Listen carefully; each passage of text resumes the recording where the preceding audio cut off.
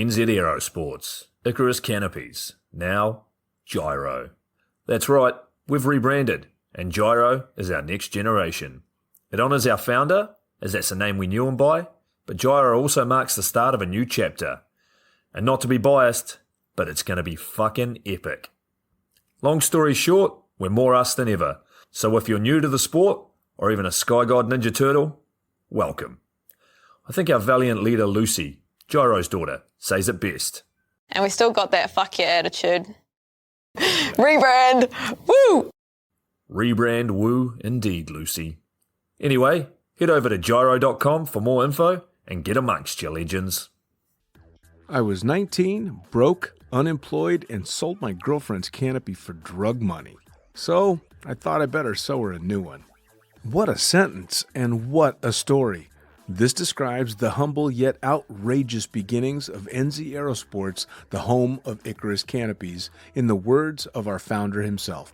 From getting a paratrooper toy from his mom, watching parachutes at the DZ as a 6-year-old, jumping off the wharf with a parachute made from bed sheets, doing his first jump at 16, sewing his first canopy on a borrowed machine at 19, and starting to sell parachutes out of a garage in 1986, Paul Gyro Martin had an undying love for the sky. Our company started with one man with the wildest of spirits and a true blue sky dream, a renegade. In the time that Gyro created and ran the Icarus Canopies brand until he passed away in 2017, he pushed everything he had to its limits. We miss him, and we always will. Gyro is the next generation of NZ Aerosports.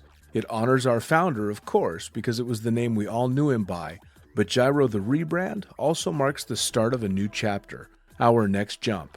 Gyro is the space between sound and silence, art and science, chaos and calm. Gyro is a state of epic tranquility that transcends understanding. That moment, in the door, in free fall, mid-swoop, where nothing but the present exists.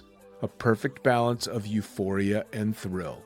Gyro captures our passion for flying and our commitment to designing break-the-fucking-rules canopies that deliver pilots pure, wild flight. Hey gang, so I got a new book out. It's called The Upside of Fear, and it's exactly what you think it's about. It's about the good side of, well, getting scared. In it, we talk not only about the science and biology behind fear, but the psychology as well. And it's not just coming from me, it's coming from some of the best in the sport. Omar Alhigelan, Jeff Provenzano, Maxine Tate, and so many more have contributed their sometimes terrifying stories to the book to help you overcome your fear. So head to the lunaticfringepodcast.com. You're going to find the link to the book there, as well as the other books. It's available in ebook, paperback, hardback, and audiobook right now. Coming straight from the cockpit, it's another episode of Lunatic Fringe with the fucking pilot.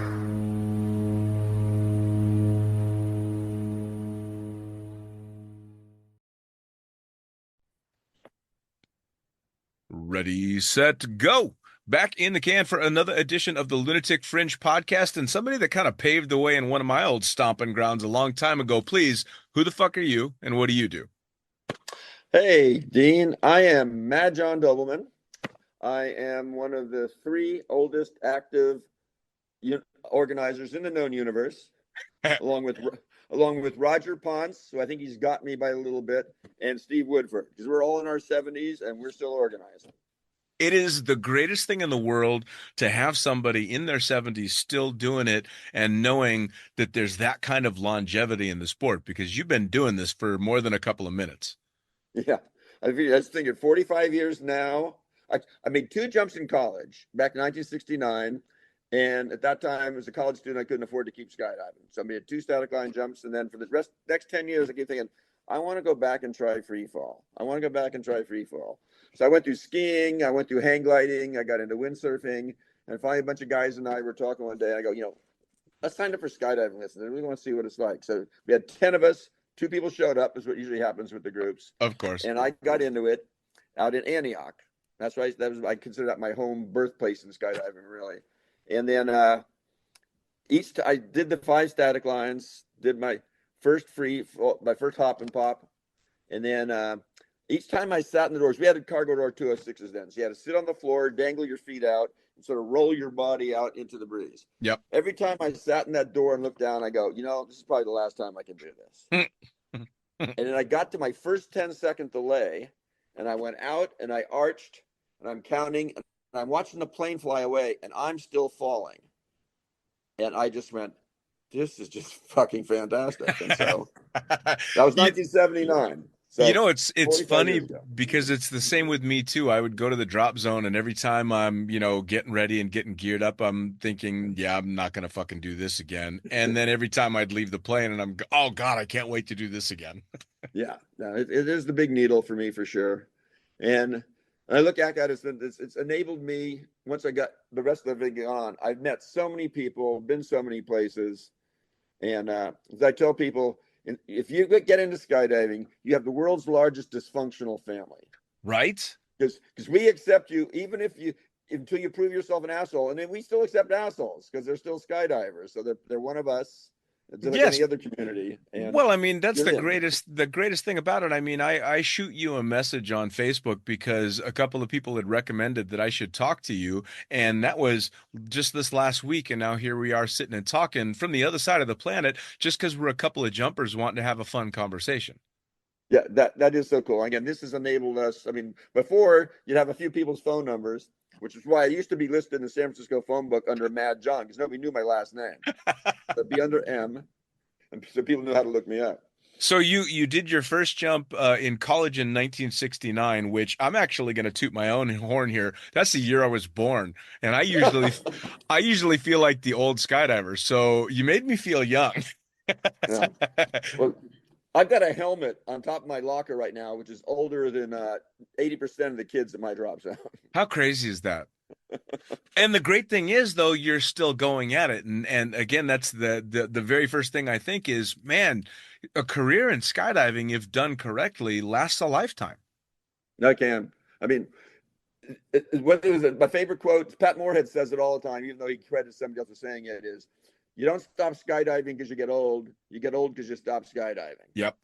And I keep going with that. I keep seeing guys older than us that are still skydiving. My new role, Bud LaPointe was, but Pat Moorhead at 91, 92 years now, and he's still going strong. Man.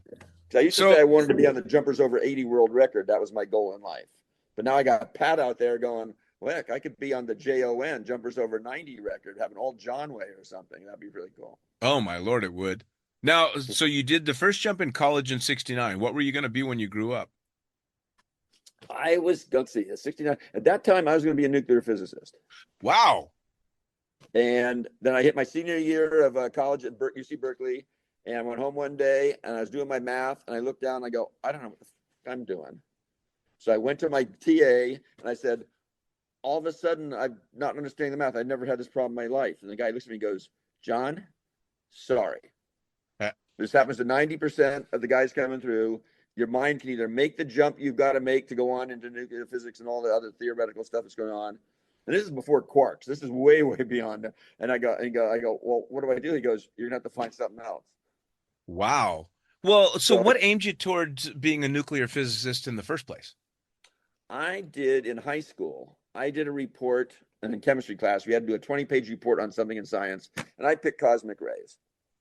And I studied cosmic rays. I got books on cosmic rays, found out all about the elementary particles and the Feynman. And I go, this is what the universe is all made up of. This is the truth of the universe. Physics tells us how everything works. And I just got blown away. I go, I want to know this. I want to study this. I want to work with this. And it's amazing, had I been in it, all the new stuff I would have seen, because like quarks, all the other particles that have come along and all the way they found things, they didn't know back then. Sure. And so but I'll tell you what, though, I still follow it, though. You in 69, what an amazing time that must have been to be considering something like nuclear physics, because it was such a revolutionary time. I mean, we're putting man on the moon and we're doing all this crazy shit with computing. It must have been like a pretty wild time to be considering something like that. Yeah. Well, plus in the computers at those times, there's no keyboard stuff really going on here. It was punch cards and programming and all this kind of stuff. And that's evolved a lot too. So. Well, and so you have nuclear physics or Woodstock, man. There was a wide range of choices to be had back then. Yeah. So Right. you do the first jump in 69, but can't afford to keep going. You start in earnest in 79. But what kept you going on past being just a fun jumper and really take a passion to it and kind of making it a lifestyle? Well, I think part of it was the role models I had at Antioch back in the day. Um, Larry Arcady sort of took me under his wing, and he sort of kept an eye on me because I was one of the older guys out there at the time. I mean, there's older jumpers, but as the students came around, I was like my 30, whatever I was, do the math. But so he was a really cool guy. Matter of fact, I got my first racer because Larry had a racer, and it looked thin. The shape they had it on, it looked cool. Sure. So that, and then I started looking at the people. I go, okay, you start jumping, and then you look. I want to be a jump master. But to be a jump master, you had to take the course. You had to go through and assist in the actual course, the static line course. So once I got through that, I go, oh God, instructor's pretty cool. Because I had great role models as instructors, and so I just kept going, and I just kept moving my way on up through things until. And then the thing that made it big for me was I went down to when the AFF program first started. I think it was 82. I went down to Skydive. It wasn't Skydive San Diego then. It was, but it's still out at Otay with Don Mama. I went down with Jack Gregory and Mike Johnson, and I took an AFF instructor course. Met a bunch of people down there, and I came back, and I was the one of only 4 AFF instructors in Northern California. Wow. I mean, Ray was one, Bill Dawes was one, Marty Martinez was one. There's a couple of others, and we had 2 of us out at Antioch. So that's when the AFF program first got started. Man, oh man, Yeah. I mean, this is the beginning of it all, really. Yeah. And what's crazy is you were doing all this jumping in Northern California, and I was going to high school in Sacramento and had no clue skydiving was even a thing for another 15 years. Yeah. So crazy. Now you're in college in Berkeley, you're aiming towards nuclear physicist and all this stuff, and then in 79 skydiving really comes into the picture. What does the family think of all this when you start jumping out of airplanes? Because this is the time when skydiving was fucking kind of stupid. Yeah. My mother, because my parachutist magazine would still get delivered to my old house, and my mother would get the magazine, she'd turn it over, wouldn't look at it. She refused to even come see me skydive for 7 years. By the time I was there, I had 1,000 jumps. My great aunt was visiting from Florida, and she wanted to see me, so my mother drove her out and got to see this. And from that point on, then she was okay with it. Then she started bragging about her son. He's been skydiving. He's an instructor. He's got 1,000 jumps, whatever. But for 7 years, she just did not want to know about it. Matter of fact, when I first signed up for the class in Berkeley, back in those days, you had to be 21 or have your parents sign it. So I went to the meeting, got the form, went to my mom, said, here, you got to sign this. She goes, what's it for? I go, I'm going to take skydiving lessons. She goes, I'm not signing that. I go, Mom, I want to take it. It's going to be skydiving lessons. I'm not 21 yet. She goes, I'm not signing it. I go, Mom, I'm going to be 21 in 2 weeks. She goes, well, you can wait 2 damn weeks. So I had to wait 2 damn weeks. Came over, got my birthday money, turned 21 on a Friday. Saturday, I took the course from Perry Stevens down at Oakland Airport. And Sunday, I'm jumping at Livermore. Oh man! So primarily, the I- majority of your career has been in California. Oh yeah, I'd say, except for traveling, doing stuff like Friday, I'm heading off to the Lost Prairie Boogie. But yeah, otherwise California, Northern California, pretty So much. I got to ask, where did the Mad come into Mad John? Okay, when I back in my hippie-ish days, back in it was Mad John the Juggler. I learned how to juggle, and actually, it was come on, John. This is what happens when you get to be 76. My snow bum years. After college, I went as a ski bum at Squaw Valley for 2 years, and I learned how to juggle. So I developed this persona from an old Donovan song called Mad John. And so when I had a T-shirt made, and then when I went out to the first jump course in 79 at Antioch, first jump courses were huge for static lines. There's like 43 people. Wow. 5 guys named John. And I had my Mad John T-shirt on. So the guy goes, oh, that's easy. You're Mad John. And in skydiving, a nickname is worth its weight in gold. I mean, Isn't it though? Yeah, it's the only one out there. I'll tell you what, though, man, it's like I got saddled with the nickname Princess back in fucking Yeah, in 1997, man. 97 I got that goddamn nickname and I still can't shred it. It won't go away. I mean, just like Mad John, it'll never die. I had a friend, Larry Armstrong. His nickname was Bounce. Because everybody thought he was going to bounce before too long. And he was stuck with that for his whole skydiving time. Yeah, it's funny because you see some of the old skydiving movies, the Point Breaks and the drop zones and stuff where the guys have the goofy nicknames and people that aren't in skydiving are like, "Oh, that's just made up." And you're like, "No, that's No, skydiving." that's really it. So, It uh, uh, you start out in Antioch, you're working your way towards being an instructor, and this is obviously at a pretty pivotal time in the sport because it was really starting to come into its own as it went into the 80s and starting to gain popularity. So you must have seen some incredible changes. Yeah, well, it's just in the equipment, especially because like when I started, Perry Stevens, who was very conservative, you had to have 100 round jumps before he let you jump one of these new squares. Hmm. So, and some of the people would get to about 70, 80 jumps and they'd go up to the old yellow drop zone or they'd go up to other places. Come on, Joe. Anyway, we'll get back and then do it. But just because they jumped their square there, Perry would not let them jump at Antioch until they had 100 jumps. Sure. So they disappear for 20 jumps or so. But I went through the whole thing, stayed conservative, got my 100 jumps. But then my first thing was a unit. And, but yeah, flying, the difference between once you learned you could actually stand up a parachute and walk away. So Sure. you all had the para boots, the old hit and roll French para boots and stuff like that. And then the equipment going from cape wells to the cutaway handles, the 3-ring. I mean, all the stuff.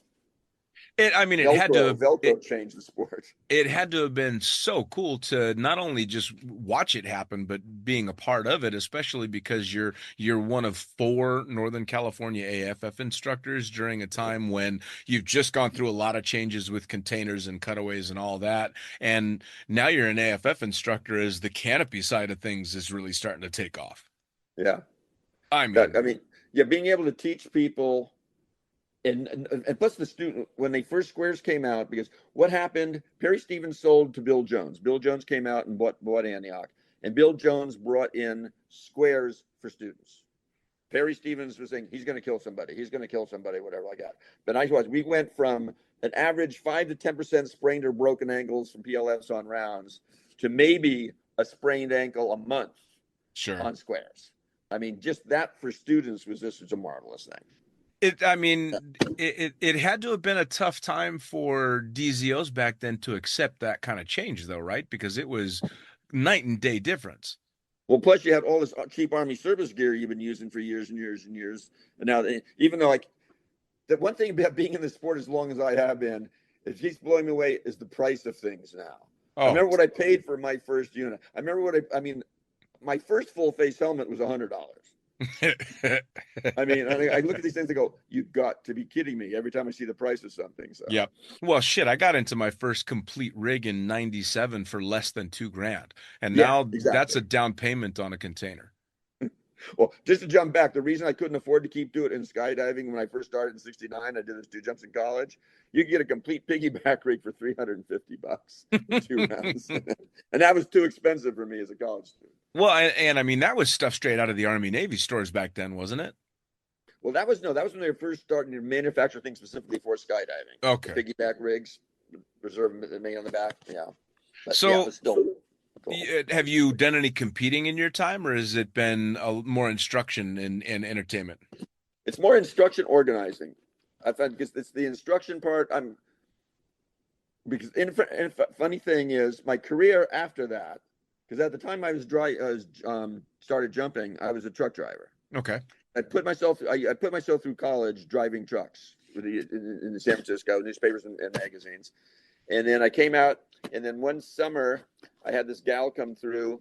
2 gals came through. They're taking the first jump course, and they were talking about there was end of their summer vacation, and they want to do a couple of fun things before they started teaching school again. They're both teachers, and I started thinking, "Oh, that's right, teachers. You get all summer off. You don't get 2 weeks vacation, whichever. You get the whole summer."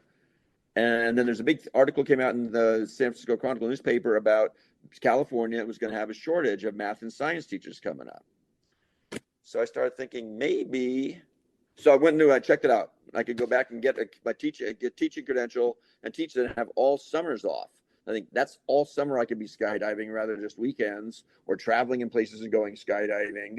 And so I went and got my teacher credential, and I taught math for 25 years after that. You must have been the So coolest high school. skydiving gave me a career. You must have been the coolest fucking skydiving math teacher out there. Once they found out about me, I had a what do you say? It gave me a reputation just from the fact that I was a skydiver. Sure. Without even knowing me, the students, and plus my fellow teachers. Oh All yeah. the PE teacher guys or whatever, the macho guys, whatever. I had instant cred because I jumped out of airplanes. Now, did the students and teachers ever get wind of your nickname? And I kept it a secret, pretty much. Kept- Occasionally, eventually, when they got old enough in high school, they came on out to actually jump when they turned 18, and then they found out. So then the word got back out. I'll tell you what, if I had had a skydiver for a math teacher in high school, I would have fucking paid attention and I would have actually learned something. Because Well, I was one of the ones that it was back before they were a bit more stringent with their testing, and I got through high school without learning a goddamn thing about math, which yeah. was a really interesting thing when I decided to become a pilot, and go figure, you have to be good at math. Yeah. Luckily, being a skydiving jump pilot, you can fly in flip-flops, so it makes it easier to count to 20. Right. It's all showing. Yeah. My biggest change when I started teaching, though, was the realization that middle school students don't listen to you like skydiving students do, because their life doesn't depend on what you're teaching them. Sure. So I realized I had to do other things to keep their attention going and make them pay attention and follow. Well, and what an interesting thing for you to be able to see two sides of people having to learn things, because I was a horrible student in high school, but now as an adult, I thrive off of finding new things to learn. And I wish, of course, that I could go back to my 14-year-old self and give him this desire to learn. But with something like skydiving, obviously there's that passion involved. So it must be really cool for you as a professional teacher to see that difference. Yeah, and plus I was able to showing videos from time to time would keep the mind in. And actually, I have a friend of mine who's a skydiver. He's also a teacher. He put together a video where he had Sherry Jones go out of an airplane with a stopwatch and the altimeter on her chest and a video camera on it. So he could show time versus distance. So he'd get that, show the video, then we'd make the kids do graphs and plot, where she is at this altitude, where she is at this altitude, where she is at this altitude, where she's open. So I was able to bring some of the stuff from that into real life in their mathematics. Well, sure. I mean, skydiving and aviation, of course, would be wonderful ways to start to prove a lot of math theory. Yeah. Wow, it's cool. Now, so you're it's kind of a Clark Kent Superman existence. You're Clark Kent during the winter teaching kids math, and then come summertime, you're letting loose to skydive. What was that like? What were your summers? Where were the events? Where were you going? I'm trying to think of any of the conventions that happened then. Another thing we used to do is beginning of summer, beginning of the school year. The first week of school used to start right after Labor Day in Northern California. And that weekend, we used to have the Clear Lake water jumps. We go up and jump, and skydivers go up and jump in Clear Lake. So I'd have videos of that and tell people about that. The one year I told the kids, I was having trouble with them at the beginning, and I'm going, look, you all seen the movie The Gremlins? You go, you know what happens when gremlins get wet, what they become? I go, well, I'm jumping into water next Saturday. So you guys better be careful next Monday when I come back. So I had that image waiting to see what I was going to be like when I came back from that. So now, what years would these have been? And what school? Where in Northern California were you teaching?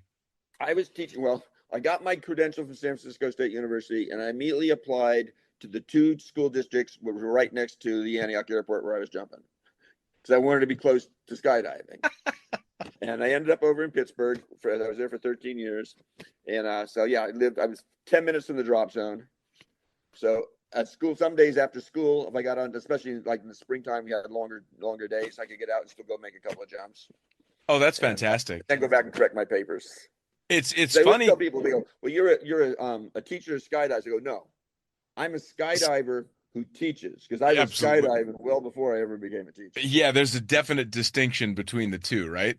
Yeah, so the whole mental outlook is completely different. Oh yeah. It's funny that all this was taking place in Northern California because that's where I was born and raised. So I mean, I went to high school and graduated in '87 out of Sacramento, and the first cross country solo I did flying a plane was to Clear Lake. I mean, Oh yeah. it's always crazy that it overlaps so much, and I had no idea that places like Skydance even existed until I ended up working there for Ray Farrell in 2005. Yeah, I'm trying to think when Skydance first opened up because I was still teaching. Antioch was still open. It hadn't closed. It hadn't closed down because basically what happened with Antioch is the guys who owned the property basically bought it for long-term development to turn into houses, which is what it is right now. Mm. I get old-time skydivers go, well, where's the drop zone, or where did it used to be? Because there's nothing but houses out there now. But so before Antioch closed down, and half of us went to Lodi, and half of us went to Skydance. Before Skydance used to be George Morar's was YOLO. You had Pope Valley up in the mountains with Bill Dawes up there when he's up there. Then you had YOLO, and then so there was a Rudy Ruedel, I think that was his last name. He was in the military. He was on a four-way team that called Heavens on Fire that practiced at Antioch.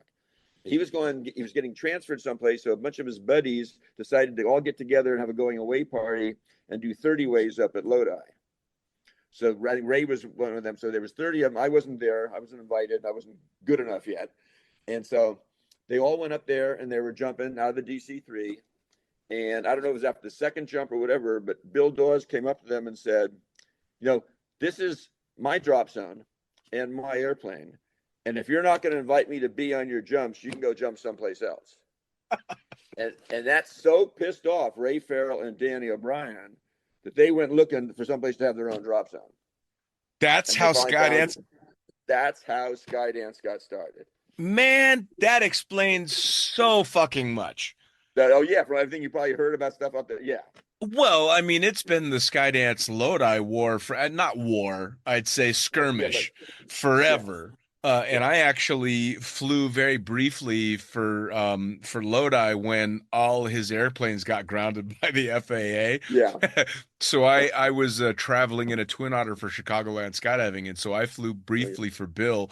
And I think I'm the only person ever to work there that he couldn't fire because I didn't technically work for him, and he needed my plane. I'm one of the few people that ever worked for Bill as an instructor. I did tandems for Bill for about 7 years that never got fired. So I know there's a drop zone. There's a web page out there someplace of people who've been fired by Bill Dawes, and It's a huge list. Oh God, I saw him fire customers once. Oh yes, no. In the month or so that I was there, I watched him throw a couple of customers off the drop zone because they asked stupid questions about where to pack. Yeah, it wouldn't take much. No. And his profanity was his big thing because I'm relatively free with my language, and there were a couple of times I let F-bombs drop in the hangar, but again, he needed my plane, so he couldn't get rid of me. Yeah, if Bill needed you, you got away with a little bit more. A little bit more. If you were in between, you could be going like that, and then you could be rehired 5 minutes later if he realizes he needed you. One of my friends, Steve Bailey, had it happen. He got fired on the plane because a girl wanted to jump with Steve because Bill was going to take her. The girl was already on the plane. It's the old beach. Steve and her got a conversation. So Bill gets on the plane with the tandem and goes, "You're going with me." She goes, "Well, I want to go with Steve." And he goes, "No, you're going with me." She goes, "I really like to go with Steve." He goes, "Steve, you're fired. Get off the plane." So I'm pulling up in the driveway, and Steve's walking out, and he goes, "Well, it finally happened. What you warned me about." And he tells me what happened. I go, "Well, don't go anywhere yet. Okay, just wait, stick around for a little bit." 5 minutes later, Kathy gets on the mic. She goes, "Steve, we need you at Manifest," because Bill came down and was get the next load going up. And Kathy goes, "Well, we can't." He goes, "Why not?" She goes, "We don't have enough instructors." He goes, "Well, get Steve back." It's a classic Bill Dawes story. He is one of the most unique characters in the sport. Without a doubt. And Lodi, it's kind of funny because there are two very definite camps about that drop zone. There's the anti-Lodi and the pro-Lodi, and never the twain shall meet. Like people just don't agree on whether that place should be around or not. Oh no, yeah, you can get into arguments, and the fact that he was a non-USPA drop zone upset a lot of people, and USPA too. I mean, but Bill does not let anybody tell him what to do. That's what stems with all his problems with the FAA. Yes. I mean, He's told FAA people to get off his out of his hangar. I Oh mean, yeah. Well, they ended up grounding, I think it was his twin otter because the FAA was ramp checking everything and the serial numbers for an engine didn't match his logbooks and they were like, "Where did this fucking engine come from?" Like, come on. You can't do that. You can't just drop a new engine on a twin yeah, otter. Ay, ay, ay. yeah. So Hey, I mean, you've seen it pretty much from the beginning in Northern California. oh yeah. I mean, I had my first cutaway on my at Lodi. The first day Lodi opened up, I was it was created one of my superstitions. I was packing, and my friend Larry Arcady, the guy who was my role model back in the Antioch days, he happened to come by Lodi that day, and I'm packing. I'm doing something with my slider, getting up there, and Larry comes by, and I start talking to Larry, and I finish packing, and somehow I inverted my slider, so I ended up having a total hang up. The chute was not opening. I had to cut away. Round reserve at the time. Landed in the field north of the runway, surrounded by cows. That's what I always remember my first one, which created my superstition of when I do pack, which is rarely now, I always take my slider and I run it up and down 3 times to make sure it's totally free. It's not going to stick on anything. I mean, you have to love the superstitious kind of stuff that skydivers do because it always has a very practical sense to it. Like I had the same thing There's a going up reason. and oh yeah, yeah. I would do my handles checks whether I was doing a tandem or a sport jump, almost like doing a sign of the cross, probably 30 times on the way up in the plane, almost to the point where I wasn't even thinking about it. It was just muscle memory. It was a twitch, Yeah, handle check, handle check, handle check over and over again. And it might have been a little weird, but it was served a really good purpose. yeah. I've advanced now probably because of the same thing, partly superstition, but also part when Dan BC is always talking about his safety stuff. Now I told him last time I saw him, I go, by the time I put my rig on, the time I get the plane, I've checked my handles at least 5 times. Yeah. Just to get on the plane. It's just become my thing now. When I cross the bridge, I do it. I'm walking the plane, I'm doing it. When I'm checking somebody else's gear check, I'm doing it. Yep. Door opens, I'm doing it. Yeah. My That's biggest why you memory live of so long. my biggest memory of Dan BOC talking about safety and keeping it above board was one of the first times that I was signed off to fly the PAC 750 for Ray. And DOB and a couple of his cronies were in the back of the airplane. And about 5 or 6,000 feet, 3 or 4 of them all decide that they're going to jump up and stomp their feet as hard as they can in the tail, rattled the Just whole as, plane, and scared the living shit out of me flying it. oh, no I doubt. and I turn around and there's DOB with his helmet on, just tears almost streaming down his face because he's laughing so goddamn hard at Because he me. knows what he just did. Yeah. Oh, he was tickled pink that he scared the shit out of the green pilot up front. I mean, come on. And I get it. But it was also funny to have guys like DOB and Ray around because again, such history there. Oh yeah. Now it's been fun for me seeing Ray after he sold Skydance because he's been bringing his planes to Richie's tsunami boogies. Yeah. Until he finally sold all his planes off now. So you always get to see him down in Costa Rica or some of the other places. It's great. 'Cause I've known Ray. Actually, I ran against Ray for Pacific Director years and years ago. I think he beat me by 39 votes. You know, I just had Rich on probably 2 or 3 episodes ago, and the fantastic stories and the kind of traveling that he's been able to do. So you've been going to his boogies. I've been going to except I didn't go to the early Blue Hole ones because it was always during my school year. But actually, this leads me into a little story about that. Once I retired, because Richie always comes to Lost Prairie. That's why I first met him 30 odd years ago. And I said, so you're going to have the Blue Hole this year. When's the Blue Hole? He goes, I think I'm done. He goes, I think I've shot it. You know, enough people have done it. I don't think it's that much interest anymore. I go, I'm finally retired. I can finally go. You got to do it one more time. And he's thinking, he goes, well, I'll put it out there. He goes, if I can get at least, I think he said 67 people, I'll do it one more time. Well, we got 85. So then he did it one more year after that. And then we did Nicaragua, the Nicaragua boogie. Okay. Yeah, but I've been to the Nicaragua. I've been with almost everything. He went back down to Belize and did Blue Holes on a little island once, which I didn't do because I felt he asked me if I was going to come. I said, you know, you've only got so many slots. I've done the Blue Hole jump twice now. There's people around the world that deserve a shot. Sure. So I'm not going to take a spot from somebody. So I skipped. It sounded like it was a lot of fun that year too. But I've been to the Palau. I've been to Maldives. I was just down Seychelles with him back in February. I'll be at Costa Rica next year. He's already told me I'm on the list. So yeah, You know, that was one of the ones that he and I talked about that I was really in awe of was the Palau Boogie and then the jumping into the Peleliu airstrip.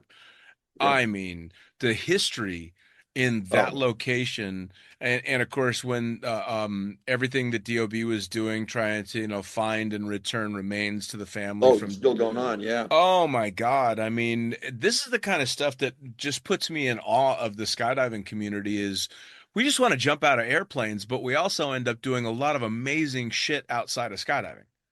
Yeah, no, totally true. Palo was interesting to me because my stepfather had been in the Marines. They've Oh been went wow! with that invasion there.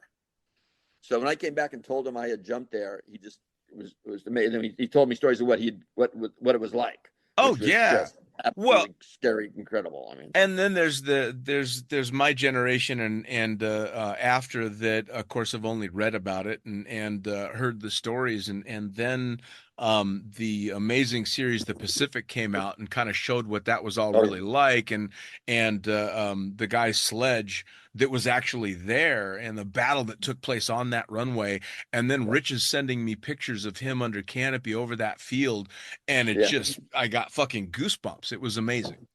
yeah. No, yeah, the history of it sort of. Plus, when we drove around and saw places, we saw tanks, we saw whatever.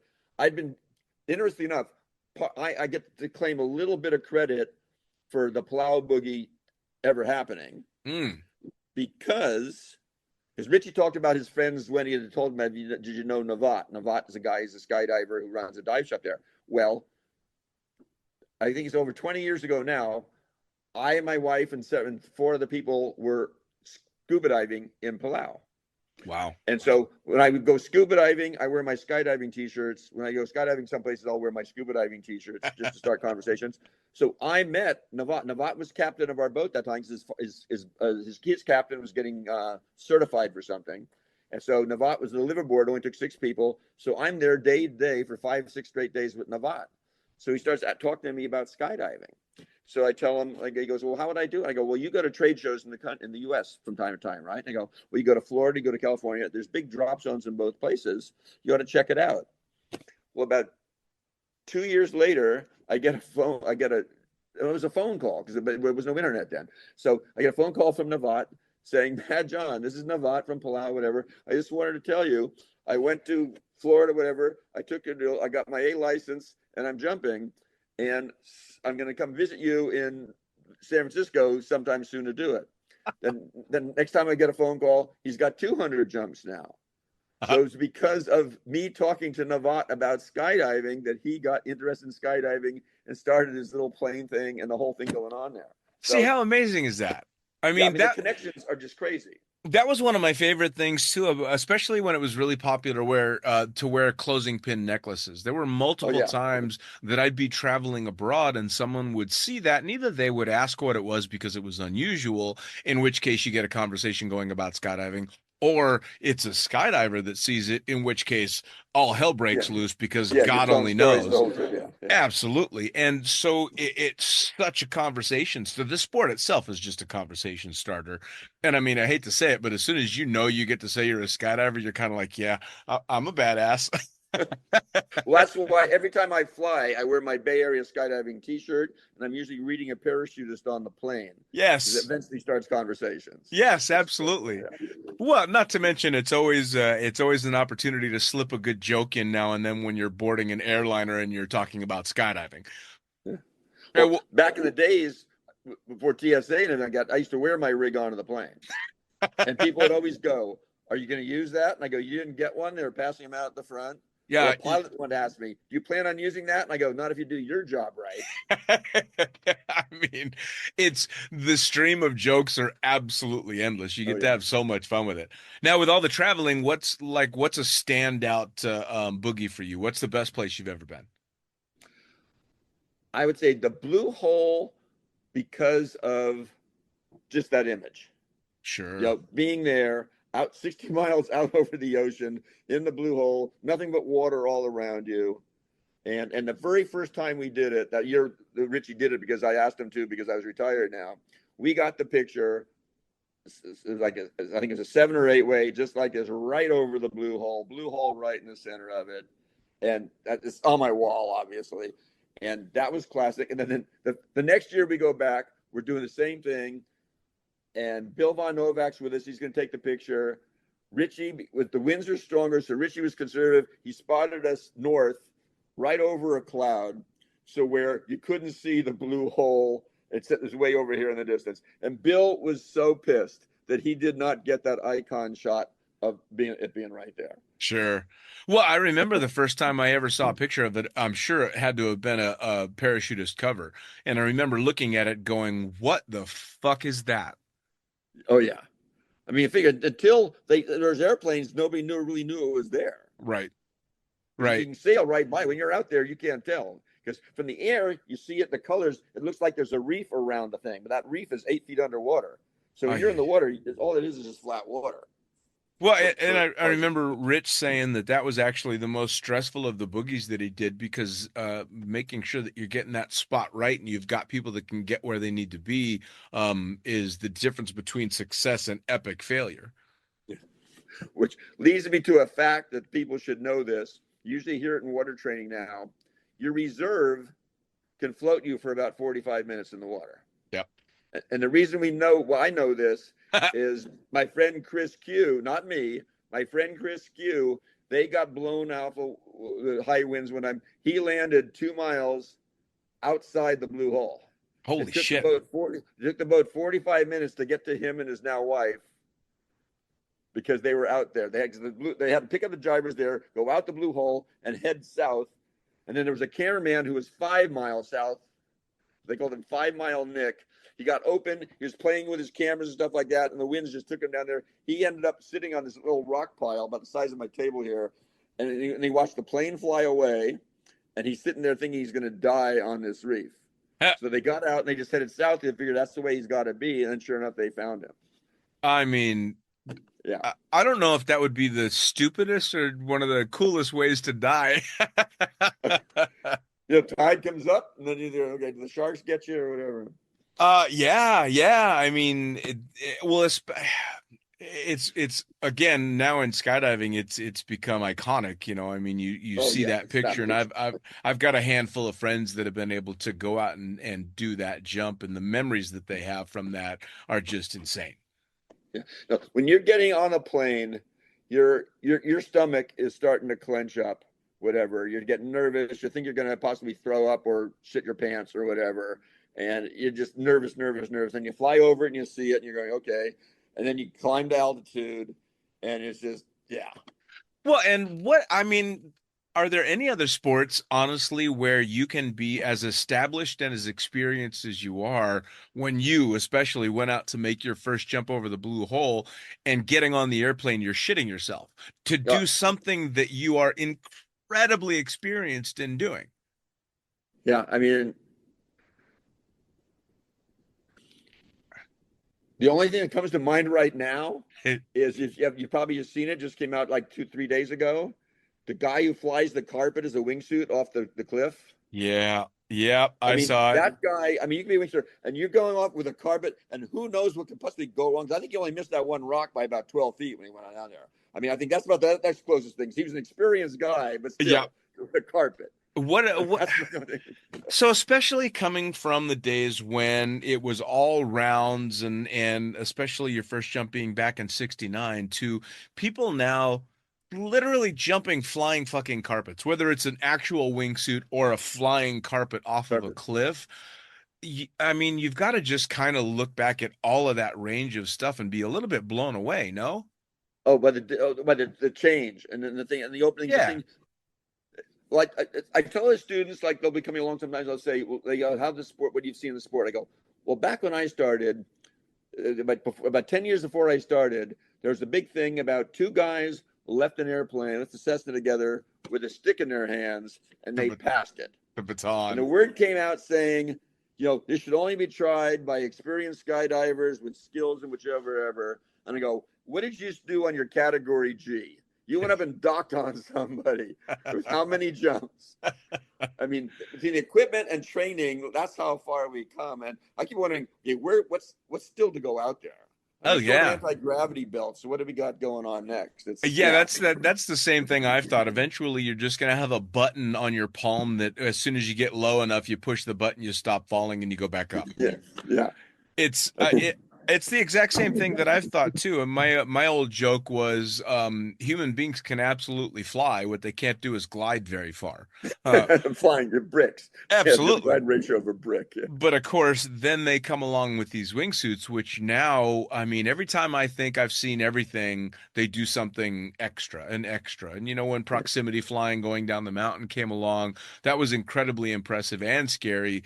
But then the first time I watched a wingsuiter climb, like Yeah. stop his descent and go back up And three or flare four. up. That was, yeah, blew me away. How do you even comprehend that? And of course, I can't think of the gentleman's name off the top of my head, but that landed the wingsuit and the boxes Oh yeah, the guy in England, yeah. and Or this the guy was with the rocket. The guy who's yeah. flying out and go back. Yeah. I Rock, know yeah. it. Yeah, Vince Raffet, who did Jetman, the Jetman Yeah. guys that did the stole takeoff, like just took off of the Palm runway and then flew around Dubai and then opened his parachute up. Craziest fucking thing. So I can't imagine what's got to be coming next. But now, of course, it's coming so fast, it's got to make your head spin from round canopies to what they've got going on now. Yeah. Yeah. It's like the computer chip thing, it's just the mount you got on a chip. It's like the curve is going like crazy. It's like, Yep. and it's like shooting out that way. Who knows? Well, and it's It's I fun to don't be want around and see it. That's the cool thing. We're still Of here. course. Well, and it's kind of funny because I don't think, although the technology and the equipment and the training styles have changed, I don't think um, skydivers themselves have changed that much because I have just as much in common with you as I do a skydiver from my generation as I do with a kid that's only been at it for a year. The personalities seem to keep coming around, and it's that same mentality. It's just that everything else around us has gotten better because a skydiver is a skydiver.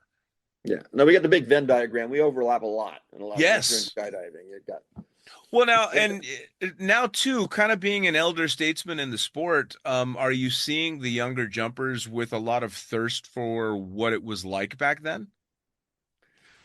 they're they're surprised sometimes when they tell them you used to have round jumps, and they look at they see some of my old pictures of me standing there with my belly wart on and stuff like that, and they go, "You really jumped that?"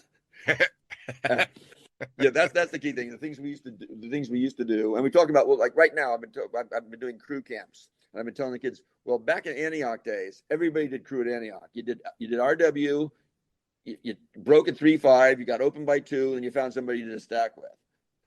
And when you got 50 jumps, we did a crew stack with you. That was the thing back then.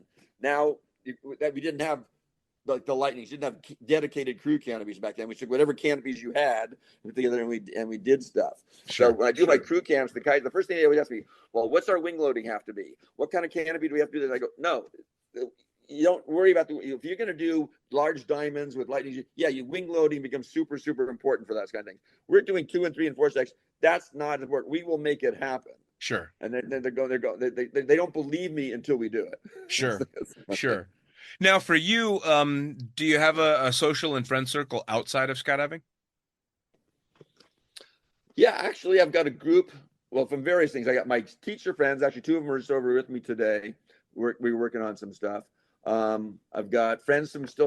Actually, I still got 3 or 4 friends from high school. I get together with from time to time. Nice. I got a group of friends I play Magic with on a weekly basis, Magic the Gathering, and then I got just a bunch of other activities. So with with these groups of people, because you're retired, you're in your 70s. It's your golden years. Do people think you're out of your fucking mind? You're jumping out of airplanes? Oh yeah. I get that all the time. I get to look. I was in Spain this week, last month, doing a project, and I was with this woman. They came up in conversation. I was skydiving, and the guy asked me, he goes, "Well, how many skydives you have?" And usually I get that question, I just say a lot, because the number is just people. So finally, she said, he goes, "Well, how many do you have?" I go, "Well, I was about 14,232." And this woman over there goes, "Well, that's obviously an exaggeration. And I go, no, that's my logbook. I said, last Sunday, I had 14,232 skydives. And she just looked at me like, he doesn't seem to be lying, but I cannot believe what he just told me. Sure. Well, you must experience in a much stronger version than I do the same thing. I'll find myself telling what I consider not mundane stories, but everyday stories for a skydiver to Yeah. non-skydivers, thinking they don't believe a fucking thing I'm saying. You must get that all the time.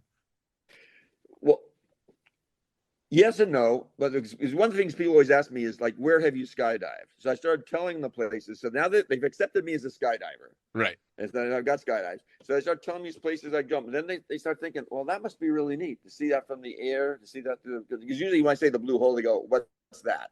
Right. Because they're non-skydivers, they don't, unless they've seen it on a TV series or something like that, they don't know what Sure. it is. But the people who know just go, oh wow. Well, scuba divers know. So if you're running in Sure. the scuba diver community, they clue into that really quick. And some of the places we jumped, like Palau. Palau's a beautiful place to go scuba diving. But Now, when did you start scuba diving? I started scuba diving well after I've been skydiving. My wife used to go on these scuba diving trips. She got certified to go with her friends, and she would go on trips always during my school years. I never got to go. I think Palau was the first time I ever got to go with them, because they did it during the summer, and that's when I met Navat.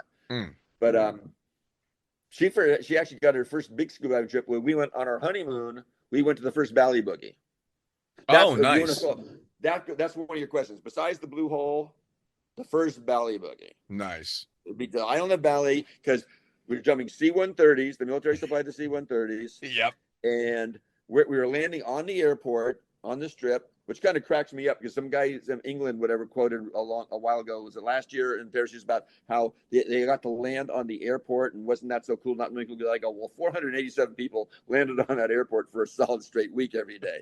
Right. But the first jump, the C-130 doors opening, and you going on out, and the spot was a half mile out over the bay with scattered clouds, and you're out over water the first time in your life ever jumping in Bali out of a C-130, and you're a half mile out over the ocean going, holy crap. But then we realized the wind brought us back. After the first jump, everybody was cool, but that first jump, I think everybody puckered like crazy. I bet. Because, yeah. I bet, man, without a doubt. I mean, and I've spent a fair amount of time in Bali, and it can get interesting. So I can imagine being out over open water. I had the same experience when I was jumping as a tandem instructor in Fiji. Same thing. Oh, yeah. First time you open up, you're at least half a mile offshore going, oh, fuck. Here we go. This is going to be something. Yeah. So with scuba diving, did you find that easier to get into or harder? Because learning how to scuba dive scared the shit out of me at first. To me, because of the skydiving thing, to me, it was just something, equipment. You know what your equipment's doing. Because you're always worried about being down below and running out of air. Skydivers, you don't run out of air. Yeah. I always had a joke between what skydivers and scuba divers have in common was when you run out of air, the dive's over. That's true. And the difference is in skydiving, if you pee in your suit, it doesn't dry out. Yeah. Right away. Well, I actually learned how to scuba dive when I was in Fiji, and I ended up doing a dive after I had been certified with a bunch of local dive instructors that I had taken on skydives. And so they decided they would take me on a very intense scuba dive. And that's when it dawned on me that I personally think scuba diving is so much more dangerous than skydiving. Like when you're 80 feet down, 75, 80 feet down, so much more can go wrong than in a skydive. That's it. There's much more opportunities for go wrong that you have no control over whatsoever. Oh, yeah. I mean, at the end of the day, fixing a bad skydive is a matter of training and a few handles. But on a scuba dive, oh, holy shit. Yeah. You're seeing yourself, you're running out of air, you're getting your safety stop, and you're just getting low and stuff like that. But one of the things that you asked me about the skydiving, this goes back to when we were diving with Navat in Palau. He took us out to this area called the Blue Corner, where it's a wall like this, and the big pelagics swim past it. But the current is so strong, you have these things called reef hooks, which you hook into the reef. So in case the current takes you, you can only get blown back so far. Oh, wow. Well, So I'm hanging back in my reef hook with this, and everybody else is down. Everybody's crouched out in the deal. I go, skydiving and scuba diving is kind of like tracking and skydiving. So I got in my track position and I rose up like this, and I'm up here, and everybody's down there looking up at me, and I'm just tracking up there watching things go by. And all of a sudden, out of the corner of my eye, there's this shark checking me out to see what am I doing up there. I came on down, the buck goes, "What were you doing?" What's that? I go, "Well, I was just tracking like we do in skydiving." He goes, "That was crazy." Well, there, it's kind of funny that you say that, though. Drift dives and stuff like that. You're just yeah, man. Skydiving. There are a lot of similarities to it, and that was actually one of the things that I could always use when I had students that would come out to do a tandem that would be like overly nervous about their body position and what they needed to do. If they were a scuba diver, I'd always be, it's very similar to scuba diving. It's very, very easy. You're just going to relax into it. You're not going to try and struggle too much, but it's the same orientation as scuba diving. You're basically belly to earth. So it was a very, very similar thing to be able to explain to people. Yeah. And especially tandem, actually, your hands are going to be like that. I mean, that's where all the good scuba divers, their hands are in here just absolutely using all your legs. Well, I used to tuck my hands behind my tank because my instructor, a guy by the name of Apakuki, was just the coolest fucking guy ever, and that's what he did. And so I wanted to be like the cool guy, so I learned how to do that, which is great because it's a bit like skydiving, right? You learn to imitate those people that really have those skills, and eventually you earn those skills. Yeah, to stand out to you, and I want to be like that guy. Yeah. Yes, unless they're doing stupid shit, which happens in both sports. So, what's the next big trip? What if people want to catch up with Mad John? They want to hear some stories. They want to go for a jump or something. Where are you heading next, and how do they find you online? Okay. Well, Facebook, I'm on Mad John. Look, but coming up, like Friday, I'm leaving, going up to the Lost Prairie Boogie. It's the 57th Lost Prairie Boogie. You can always find me there in August. I've been doing it. I went there for the first time for the 25th anniversary, and I said I'm coming back here for the rest of my life, and so far I have. So this is the 57th. So this will be my 32nd year. Wow. So I've been organizing up there. That'll be with Richie's Costa Rica Boogie. And then I'm waiting for invites from someplace else. I mean, 37 years in Lost Prairie. That's the best selling point I can think of for that boogie. Oh, yeah. It's because, well, that goes back. I mean, before I thought of, again, Valley and the Blue Hole came into play, Lost Prairie is one of my favorite places, the image of skydiving, because all you see in Lost Prairie is lakes, trees, and mountains. Sure. There's no cities nearby to see anything. You're out in the middle of nowhere. And I remember the first, when I went there for the 25th, because my friend Big Al Stewart had been telling me, you need to go to this boogie. You need to go to this boogie. And it came along. The 25th was coming up. And, Bungie Wallace and Shuby Knutson were going to do 40 ways out of the DC-3 at Lost Prairie. That was back in the day when planes flew in from all over the Northwestern country, would come there and be like 6 or 7 different planes you could jump out of. Grass strip, again, out in the middle of nowhere. Everybody's camped out. Old wooden stone bar to hang out in at night, bonfires. So I got, because back to the Lodi Skydance thing. So I was a Lodi jumper at that time. And Bungie and Shuby were Skydance jumpers, so I didn't get invited. But because of, stories go back. But I got invited by a guy from the Northwest named Dave Corson. He invited, I guess he was told he could bring a few people, so he invited me. The reason I knew Dave Corson was because years ago we did the first California 100-way attempts at Lodi with 3 DC-3s. And I had just gotten back. I'd been organizing as a lower level organizer. I'd been back for the Tommy Pyrus world record attempt at Quincy. And I came back. And so you had Bill Dawes, Richard Zimmerman, Zimmo, and me as organizers. They took the best guys and they gave me the last 33. They gave me the bench basically to jump with. So I'm jumping with these people and I'm using all the techniques I just stole from Roger Ponce and Irv Callahan and Kay Cooper, who I met at Quincy and Tommy. And so I'm spending extra time. Bill's always constantly coming to me, John, you gotta get on you gotta hurry it up. I go, Bill, I'm taking time to be successful. The next day, Sunday, I come back. They put me in charge because their dives weren't working and my dives were. So they put me in charge of the 100 ways. So because of that, Dave Corson knew me. So he invited me to go to be on the 40 ways. I ended up being in the base. I was the center floater on the DC-3 for several straight dives. But I got up there earlier, and I met some of the local jumpers. And we were out there because the boogie started technically on Friday. We were there on Thursday. So the guys are sitting around, well, what do you want to do? I go, well, I've got some jumps.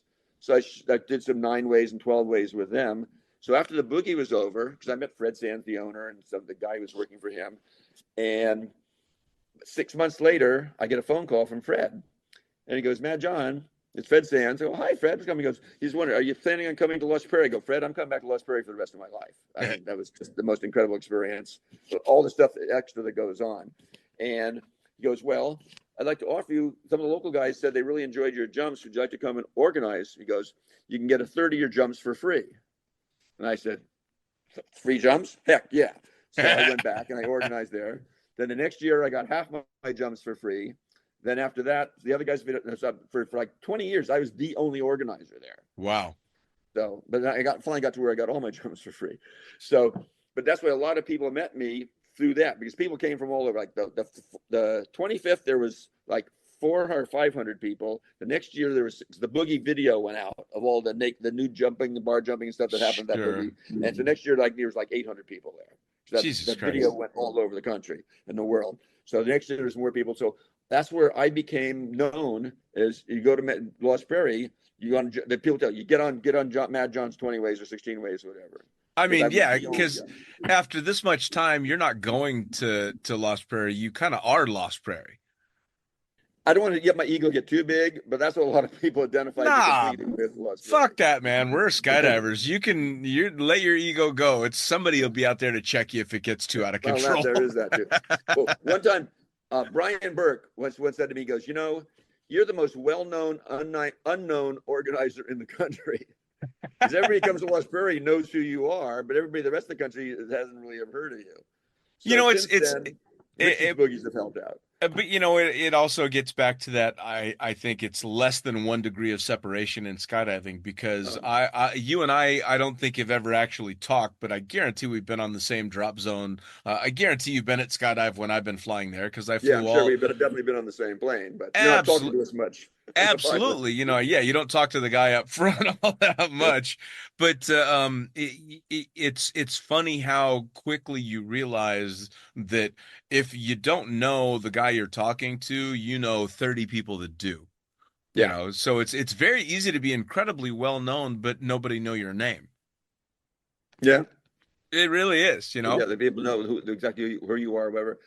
What works with my name for me now is helping recently. Is I tell some of my kids are looking for used gear, and they find used gear on the other side of the country, and I go, well, there people always afraid to send gear out, because it could disappear, whatever. I go, tell them you jumped with me, and then 2 days later, I'll get an email from somebody. So this kid who's in my side gear, Mad John, is he okay, whatever like that. And so my name is out there enough to where people will trust doing that if they say they mention me as a reference. That's and cool. It's really nice to be able to do that too, especially as the sport continues to grow and bring new generations in, because it's really important to have not just mentors, but people that they know the lay of the land. They can, kind of put the map out there for people. Yeah.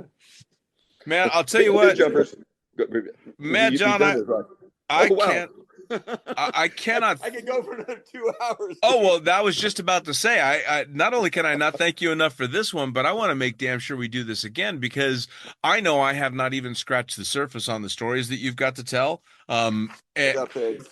Yes, man.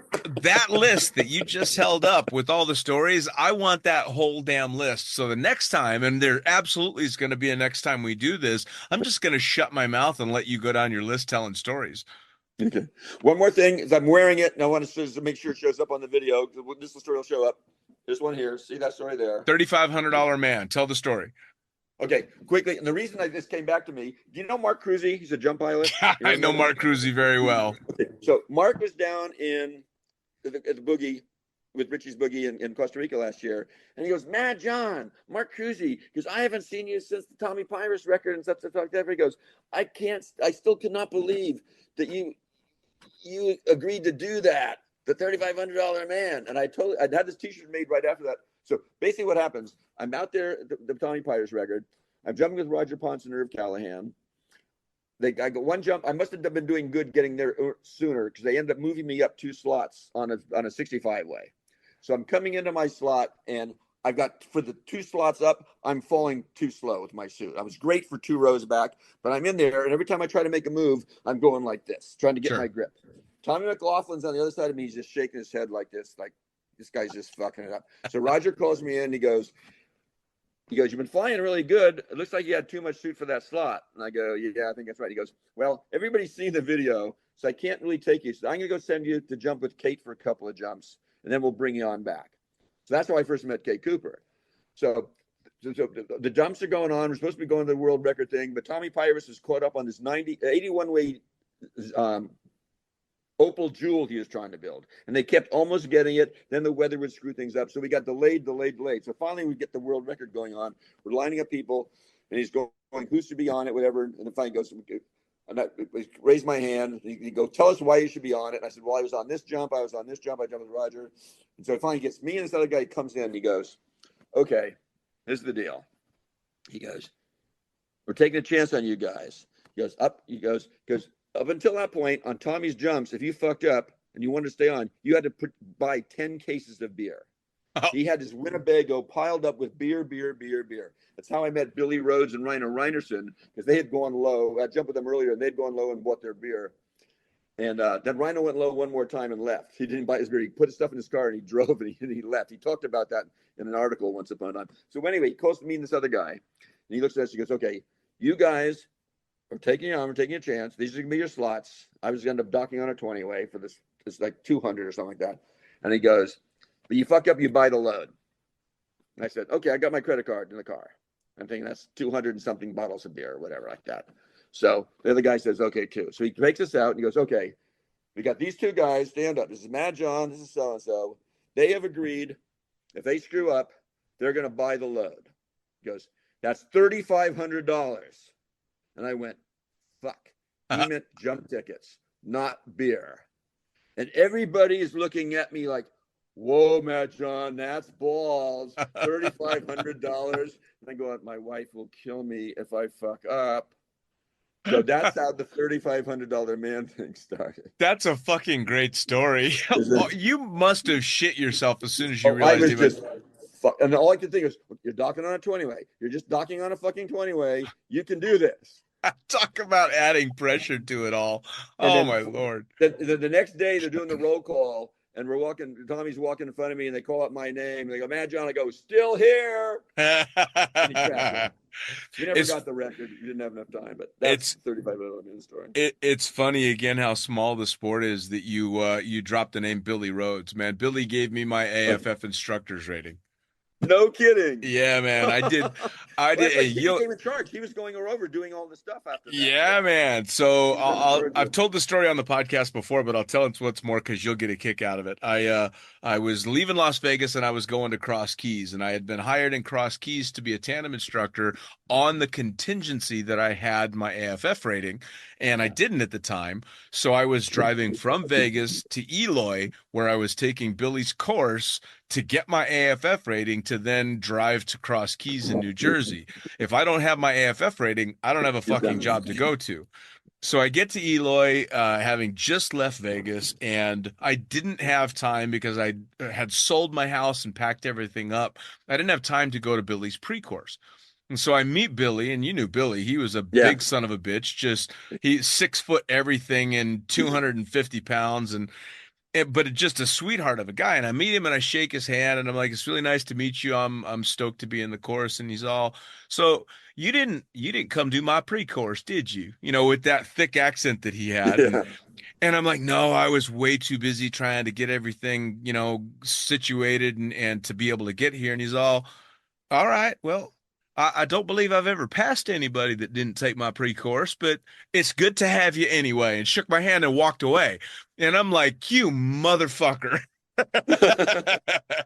And luckily I got through it. I got the rating, but that was impressive. Oh my Lord. It was that was my favorite memory with him. He, man, oh man, he was a tough son of a bitch, but he was a sweetheart about it. Oh yeah, no, he was a really great guy. Because again, meeting him before then, didn't find out he got into that, and then he's did it for so long too. Yes. So many people learn from Billy.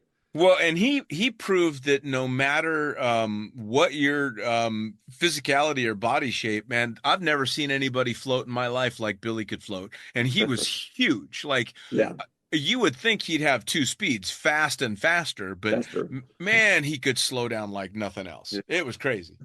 But anyway, Mad John, we could keep going on like this all damn day, but I seriously, we're gonna have a round two. I want to hear so many more stories, and I have no doubt that my listeners do as well.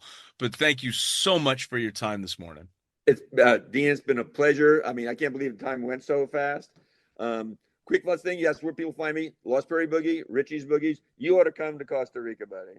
I would absolutely love it. Well, I've already been told I've been kind of given a hard time on Facebook because I was joking around about the different amazing boogies, and Rich posted something on one of my posts like, if only you knew somebody with connections. Yeah. So he's doing a blue hole afterwards. You could get that in too. I know it. I know it. Well, and I finally just now I've just now gotten back to where I can get back in the air after a couple surgeries. So I'm kind of fiending to get out and make a jump. So I need to go get current and then come out and have a proper time. That'd be great. All right, John, man. Thank you so much. Dean, again, my pleasure. Look forward to meeting you in person and being with the sky with you once again. Absolutely. Brother, you take care. Blue skies, buddy. Bye.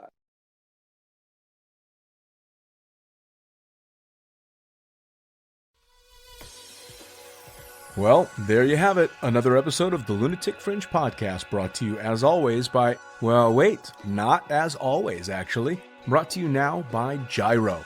Formerly known as NZ Aerosports, you'll head to gyro.com for their next level line of canopies. By Pussfoot, the Extreme Sports Collective. Head over to pussfoot.com to check it out. By Summit Parachute Systems, check out summitparachutesystems.com to talk to Jarrett Martin and the gang about kick-ass pilot rigs, rigging courses, and more. By Flyaway Indoor Skydiving, go to flyawaytn.com and check out all the cutting-edge stuff to come. By Pure Spectrum CBD, head to purespectrumcbd.com to check out their wide range of CBD products. And as for us, head to the lunaticfringepodcast.com to listen to any of the hundreds of episodes currently available, hit the link for our YouTube channel, pick up your copy of the Lunatic Fringe book or The Accidental Stripper, and get a sneak peek at upcoming guests. Once again, thanks for listening, and we'll see you next time.